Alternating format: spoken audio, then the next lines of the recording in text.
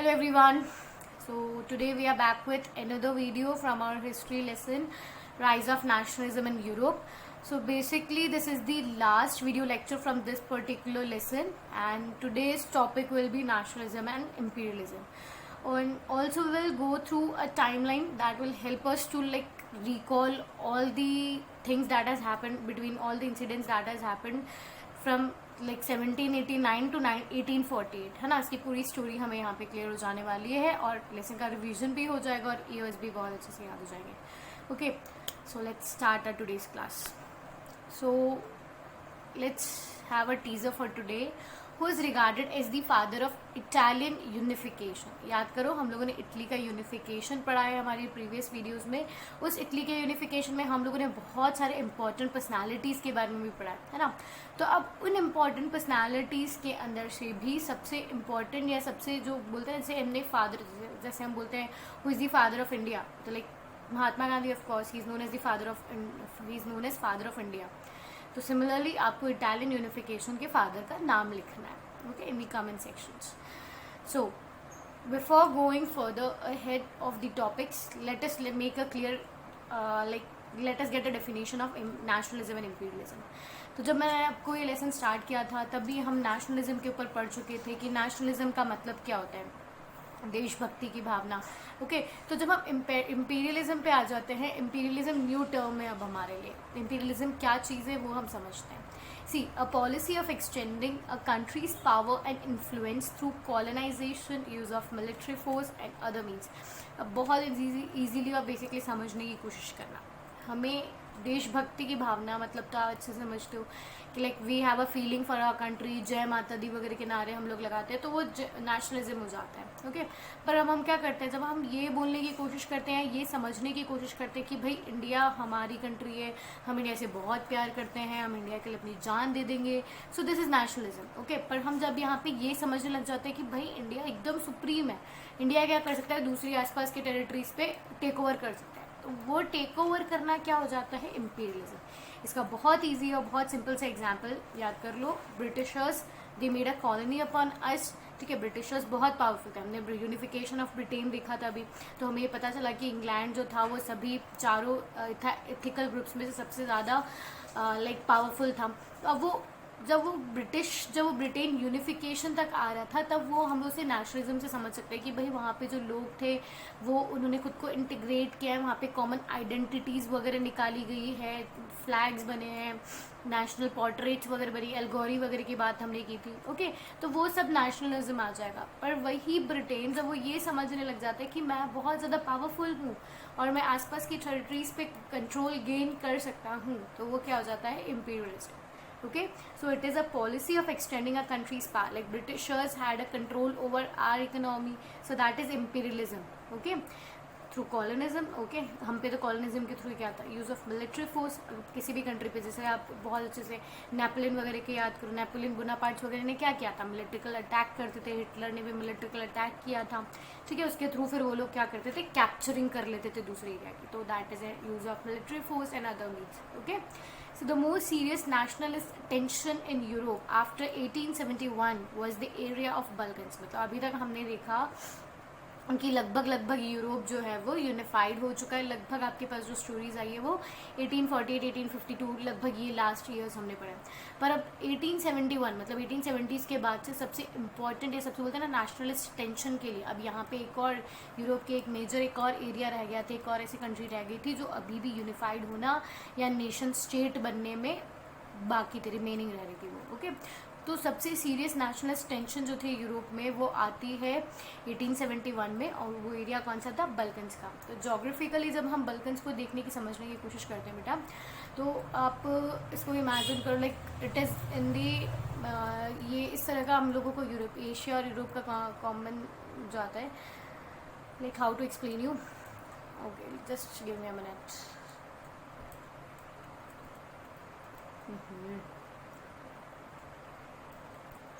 Okay, मानो कि इस तरह से ना ये यूरोप के अंदर ऐसा कुछ एरिया सर्कल्स है यूरोप में, तो ये बल्कन्स का एरिया यहाँ हुआ करता था. ठीक है, और उसके बाद में उसके आसपास की जो अदर कंट्रीज थी जो भी हम पढ़ने वाले हैं, वो इसको इस तरह से सराउंड करके रखा हुआ था उसमें.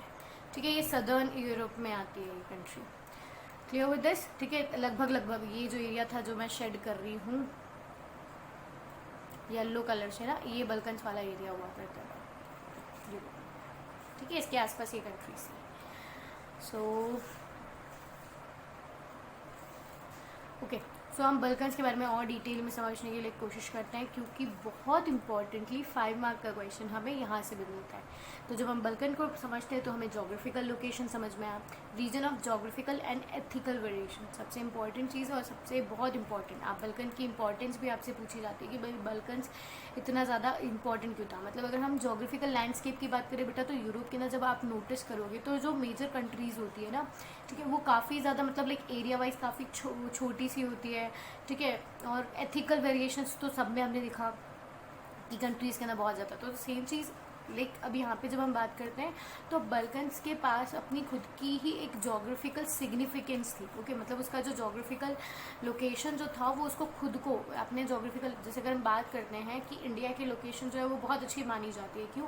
क्योंकि हमें एक प्रेस्टीज मिल जाता है हमें इंडियन ओशन के अबाउट। ओके, उसी तरीके से जो बल्कन है उसकी भी उसकी जो लोकेशन है, जोग्राफिकल लोकेशन है, वो भी बहुत ज़्यादा इंपॉर्टेंट हो जाती है, सिग्निफिकेंट हो जाती है। और ऑफकोर्स जो उसका एथिकल, उसका ट्रेडिशन, उसका कल्चर जो है वो उसे वैसे भी डिस्टिंक्ट आइडेंटिटी दे देता है। ओके, तो मॉडर्न डेज में तो मैंने आपको भी बताई दिया था कि यहाँ पे ऐसा ये बल्कन है, फिर इसके आसपास ऐसे कंट्रीज थी, Romania, Bulgaria, Albania, Greece, Serbia, सेल्वोस, मतलब बहुत सारी ऐसे अदर कंट्रीज वहाँ पे सिचुएटेड थी, और इसने सब मतलब आसपास बल्कन के कवर्ड हो रखी थी। ठीक है, बेसिकली अगर हम इसको स्टोरी फॉर्म में समझने की कोशिश करते हैं तो बल्कन एक ऐसा स्टेट है बेटा, एक ऐसा एरिया है that was under the power और under the imperialism of Ottoman Empire. Okay, तो ऑटोमन एम्पायर था, फिर धीरे धीरे क्या होता है बेटा, इनिशियली जब हम देखते हैं तो ऑटोमन एम्पायर जो है वो रशिया वगैरह का, मतलब उसको काफ़ी क्या चीज़ें बहुत सपोर्ट मिलता है स्टार्टिंग में, और वो बहुत इंपॉर्टेंट और बहुत स्ट्रॉन्ग यूरोपियन पावर्स में से, मतलब एम्पायर्स में से वहाँ पे इमर्ज होकर आता है।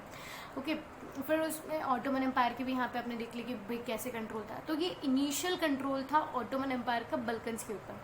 ठीक है, क्या होता है कि फिर धीरे धीरे ये जो कंट्रीज़ होती है, जैसे वहाँ पे नेशनलिज्म की फीलिंग बहुत स्प्रेड हो जाती है, लोगों में नेशन स्टेट डेवलप करने की, independent Republican form of government वहाँ पे इस्टेब्लिश करने की, जैसे वहाँ पे पूरे यूरोप में फीलिंग स्प्रेड हो जाती है। तो ये रोमेनिया हो गया, चाहे बुल्गारिया, अल्बानिया, ये आसपास की जो कंट्रीज़ थी, ठीक है, अब ये क्या होने लगी, धीरे धीरे ऑटोमन एम्पायर से फ्री होने लगी। मतलब अगर आप इसको शॉर्ट एंड सिंपली समझने की कोशिश करोगे तो पहले तो ऑटोमन एम्पायर के अंदर आ जाता है बल्कन, धीरे धीरे जितनी भी कंट्रीज ऑटोमन एम्पायर में थी वो वहाँ से डिसइंटीग्रेट होना स्टार्ट हो जाती है, डिस्ट्रीब्यूट होना स्टार्ट हो जाती है, टूटना स्टार्ट हो जाती है, नेशन खुद को नेशन स्टेट बनाना स्टार्ट कर देती है। One by one it's European subject nationalist broke away and declared independence. तो मतलब बहुत सारी मेजर कंट्रीज जो हम लोगों ने यहाँ पे भी देखी है वो सब कैसी हो जाती है, इंडिपेंडेंट हो जाती है, खुद को डिसइंटीग्रेट कर लेती है। ठीक है, तो all Balkan countries seeks to capture more and more territories.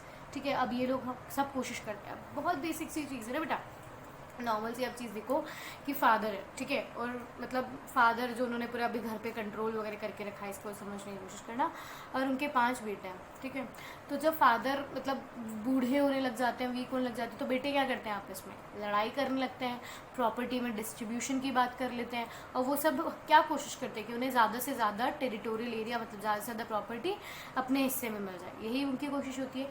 Same was with Balkans also. Balkan जैसे ही जितनी भी यूरोपियन पावर्स होती है वो पहले तो रिवॉल्ट करती है, फिर वो इंडिपेंडेंस गेन कर लेती है, फिर इंडिपेंडेंस गेन करने के बाद में फिर वो ये कोशिश करती है कि जितनी मैक्सिमम टेरिटरीज हो सके वो वहाँ से उसको एक्वायर कर ले। ओके, मतलब अपना एरिया एक्सपैंड करना चाहते थे सब, क्योंकि हमने लाइक फ्रांस से हम देखे तो 1814 से 1804 से हम लोगों ने देखा था, ठीक है, कि जो लोग थे वो क्या चाहते थे। इवन फ्रांस की याद कर लो ना, उसने नेपोलियन ने क्या किया था, या हिटलर से भी आप याद कर लो, यूरोप भी हम देखेंगे अभी हम आगे, ब्रिटेन वगैरह ने क्या किया था। तो ये क्या चाहती है, क्या समझते थे कि मतलब आपको ज़्यादा प्रॉफिट चाहिए तो आपके पास ज़्यादा टेरिटोरियल एरिया होना चाहिए। तो इन लोगों ने भी, इन कंट्रीज़ ने भी क्या किया, अपना टेरिटोरियल एरिया इंक्रीज़ करने के लिए वहाँ पर सब में मतलब काफ़ी ज़्यादा अच्छी खासी कॉन्फ्लिक्ट होने लगे, रिवॉल्ट होने लगे। ठीक है, all Balkan countries seek to capture more and more territory. सबका क्या था, सबको केवल एक ही मोटिव था, हमारे पास बहुत से ज़्यादा क्या हो सके, लैंड हो सके, टेरिटरीज हो सके। ठीक है, तो एरिया ऑफ इंटेंस कॉन्फ्लिक्ट, बहुत ज़्यादा कॉन्फ्लिक्ट बढ़ गई। अब इसमें कॉन्फ्लिक्ट और ज़्यादा इन्फ्लुएंस, मतलब और ज़्यादा बोलते हैं ना, डिवास्टेटिंग कब हो जाती है, जब वहाँ पे Russia, Germany, England, Austro Hungarian वगैरह ये सारी कंट्रीज़ भी आ जाती है। अब इनका वेलकम क्यों होता है वहाँ पे? सी, मैंने आपको पहले ही समझा दिया था कि बल्कन्स जो है वो एक एथिकली भी अगर मानूँ मैं या जोग्राफिकली भी मानूँ मैं, तो वो अपने में उसका एक बोलते हैं ना सिग्निफिकेंट और एक इंडिस्टिंक्ट उसका फीचर है वहाँ पे, ठीक है। जोग्राफिकली मतलब अगर हम बात करते हैं अब इंडियन ओशन, अगर हम इंडिया की लैंड बात करते हो तो इंडिया बेटा एक ऐसी country like that is like it is well connected with waterways, airways, landways, transport वगैरह, मतलब सब चीज़ों में बहुत अच्छी वेल कनेक्टेड है। तो that is similar with the Balkans also, okay. वो भी काफ़ी अच्छी, काफ़ी इंपॉर्टेंट सिग्निफिकेंस रखती है। और उसकी अगर हम बात करें तो उसमें एथिकल्स तो है, एथिक्स मतलब कल्चरल और ट्रेडिशनल डाइवर्सिटी तो है ही सही उसके अंदर, बट मतलब वहाँ पे अगर हम बोलते हैं ना रिसोर्सेज वगैरह की बात करें, लाइक मनी या प्रॉफिट अर्निंग की अगर हम बात करें तो उस अकॉर्डिंगली इकोनॉमिकली अगर हम बात करते हैं तो बल्कन वहाँ पे बहुत ज़्यादा इंपॉर्टेंट था। तो ये लोग सब क्या चाहते थे कि बल्कन पे अगर हम एरिया कंट्रोल कर लेंगे तो फिर दूसरी कंट्रीज़ पे अटैक वगैरह करने के लिए भी हमें काफ़ी ईजी हो जाएगा। तो इसलिए Russia, Germany, England, Austria Hungary empires जो थे वो भी यहाँ पे आ जाते हैं। कंट्रीज़ जो थी मतलब इंडिपेंडेंट स्टेट हो चुके थे ना ये तो उस वक्त, अभी ये वहाँ पे आ जाते हैं, ठीक है। अब मतलब there is a shift you can see. पहले लोग नेशनलिस्ट मतलब पहले लोग खुद आज़ाद होना चाहते थे, ठीक है। लालच बढ़ रही है देखो इनकी यहाँ पे, पहले खुद आज़ाद हुए, नेशन स्टेट बनाया, अब उनका शिफ्ट कहाँ चला जाता है? उसी नेशन को एक्सपैंड करने के लिए, डेवलप करने के लिए। तो वो क्या करते हैं, किसी और पे जा करके किसी और के टेरिटोरियल एरिया को अपने अंदर इंक्लूड करने की कोशिश करते हैं। तो एरिया ये देखा सबको क्या चाहिए था, वो keen to gain control over Balkans. तो ये कॉन्फ्लिक्ट क्रिएट कर रहा है, ओके। सो अब तुम इतना ज़्यादा यहाँ पे परेशान मत हो ना, ये सारी कंट्रीज़ के नेम तुम्हें याद नहीं करने हैं बस, ठीक है। अगर तुमसे 5 मार्क का क्वेश्चन बल्कन में आ जाता है, पूछ लिया जाता है, तो हम उसे किस तरह से लिखेंगे वो चीज़ तुम्हें बेसिकली फोकस होनी चाहिए, ओके। सो यहाँ तक तो आप बेसिकली क्लियर ही है तुम्हें अभी तक। I am using the term basically again and again. So last points, this led to a series of war in the region and broke out into World War First finally। मतलब उस time पे अगर हम पूरे Europe में देखेंगे तो बस सब में अब खिंचातानी सी होने लगी थी। खुद तो इंडिपेंडेंट हुई, खुद ने खुद को नेशन स्टेट बनाया, अब प्रॉफिट अर्निंग के चक्कर में उन्होंने क्या किया, एक दूसरे को मारना, लड़ाई करना, वो सब स्टार्ट किया ताकि सब क्या हो सके, इकोनॉमिकली, जोग्राफिकली, हर तरीके से, हर सेंस में पावरफुल हो सके, ओके। तो एंटी इंपीरियल मूवमेंट्स डेवलप हो गए। अब एंटी इंपीरियल्स मूवमेंट को बहुत इजीली और बहुत अच्छे से समझने की कोशिश करना है इस चीज़ को कि एंटी इंपीरियल मतलब यहाँ तो सब चाह रहे कि भाई इंपीरियलिज्म हो, हम सब पावर्स कंट्रोल गेन कर लें। तो अब इसी में सडन एंटी इंपीरियल मूवमेंट्स कैसे आते हैं, बहुत समझो इजीली कि जैसे हम लोग मान लेते हैं यूरोप, ठीक है। आपको पता है इसके अंदर भी ब्रिटेन को हम स्पेशली लेते हैं। तो ब्रिटेन क्या था, उसने खुद को यूनिफाई किया पहले, फिर अब वो चाहता था कि वो दूसरों पे क्या कर ले, कंट्रोल कर ले। सेम थिंग हैपन, वो इंडिया तक आया, मतलब ईस्ट एशिया में वो आ गया। यूरोपियन कंट्रीज जो थी वो एशिया तक आ चुकी थी अब, ठीक है। और वो अफ्रीका वगैरह अलग अलग भी वो काफ़ी जगह गई थी उन्होंने, और वहाँ पे जाकर के भी उन्होंने क्या किया, अपने टेरिटोरियल एरियाज़ को इंक्रीज़ करने की कोशिश करी, अपनी कॉलोनीज़ वहाँ पे सेटअप करने की कोशिश करी, ठीक है। इंडिया में भी आए वो लोग, उन्होंने अपनी कॉलोनी यहाँ पे सेटअप की। हम लोग कॉलोनी नहीं बनते, हम कॉलोनी बने थे, कॉलोनी तो ब्रिटिशर्स थे, ठीक है। अब क्या होता है बेटा, जब वर्ल्ड वॉर 1 हो जाता है, काफ़ी लड़ाइयाँ हो जाती है, ठीक है, बहुत ज़्यादा, मतलब वहीं पे वही सिचुएशन वापस से आ जाती है कि लोगों में इक्वल ट्रीटमेंट नहीं हो रहा है, उन्हें फूड, एम्प्लॉयमेंट जो भी उनकी जो चाहिए थी, कॉन्स्टिट्यूशनल गवर्नमेंट वगैरह, ऐसा कुछ नहीं हो रहा है वहाँ पे। तो अब लोगों में फिर से रिवॉल्ट आ जाता है और उनमें फिर से देशभक्ति की भावना आ जाती है कि भाई हमारी कंट्री है, तुम आके इस पर कैसे कब्जा कर लोगे, तुम क्यों इसे अपनी कॉलोनी बनाने की कोशिश कर रहे हो, ओके। तो वर्ल्ड वॉर 1 हमने भी, जब अब नेक्स्ट चैप्टर्स जो आप पढ़ने वाले हो, चाहे वो हम लोग इंडो चाइना अगर हम पढ़ते हैं, नेशनलिज्म इन इंडिया पढ़ते हैं, तो आप ये बहुत बेसिकली समझ जाओगे कि जो नेशनल सेंटिमेंट्स डेवलप होते हैं किसी भी कंट्री में, वो किसकी वजह से होते हैं, क्योंकि कोई और कंट्री आपके ऊपर कंट्रोल, मतलब आपके जो राइट्स होते हैं, आपके जो मतलब इक्वालिटी वगैरह जो हमारे डिटर्मिनेंट्स होते हैं, वो वॉयलेट जब होते हैं तो उसकी डिमांड में हम लोग के पास क्या आ जाती है, नेशनलिस्ट फीलिंग डेवलप हो जाती है। तो सेम थिंग जब यहाँ पे दूसरी कंट्रीज हम पे कंट्रोल करने की कोशिश कर रही थी, ठीक है, इंपीरियलिज्म जब सेटअप हो रहा था, तो लोगों में फिर से नेशनलिज्म वाली फीलिंग बहुत ज़्यादा डेवलप होती है, और नेशनलिज्म फीलिंग डेवलप हुई है, इसीलिए वहाँ पे काफ़ी ज़्यादा एंटी इंपीरियल मूवमेंट मतलब रिवॉल्ट्स वगैरह हुए, और फिर जो ये इंपीरियल कंट्रीज थी इनको वापस से हरा करके भगा दिया जाता है, okay. Developed and began to oppose imperial dominance. फिर इसके बाद में काफ़ी वो यूनियन ऑफ नेशंस वगैरह सेटअप होते हैं, यूएनओज वगैरह, काफ़ी उन सब के बारे में भी हम लोग पढ़ेंगे। सो अगर आप लोगों में से वर्ल्ड वॉर वन, वैसे तो मैं बहुत समझा चुकी हूँ क्लास वगैरह में भी, फिर भी अगर किसी को world war one, world war second में अगर कोई भी डाउट होता है, and if you want me to make a video about world war first and second also, mention it in the comment sections. Okay. अच्छा, अभी तक तो लेसन कंप्लीट नहीं हुआ, but we have to make a re-evaluation. Okay. So for this re-evaluation we have a timeline here, and इस timeline में क्या है वो समझने की कोशिश करते हैं. पूरा चैप्टर रिकॉल कर रहे हो, पूरे यूरोप घूम के आते हैं हम लोग. ठीक है. तो 1770s में हमारा स्टार्ट होता है. सबसे पहली चीज़ हमने देखी थी कि फ्रेंच रेवोल्यूशन होता है 1789 में.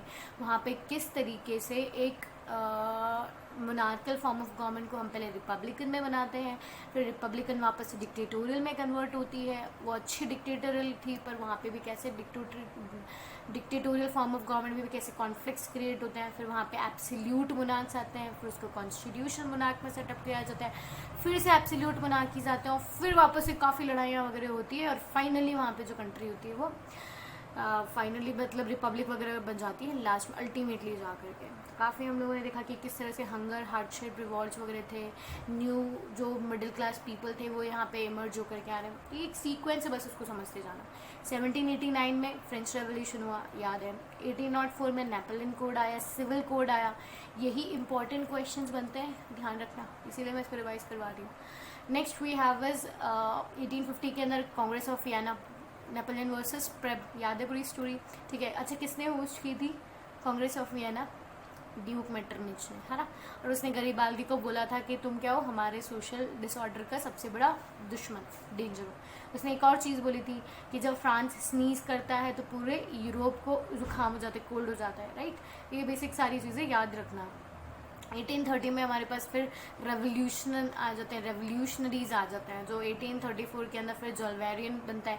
जलवेरियन क्या था? एक कस्टम यूनियन था, प्रूशिया में बना था ये सारी चीज़ें याद रखना. 48 के अंदर इधर से formation of French republic and abdication of French monarch Louis Philippe. 1848 के अंदर रेवोल्यूशंस होते हैं. हमने 2 पैरेलल रेवोल्यूशंस पढ़े थे.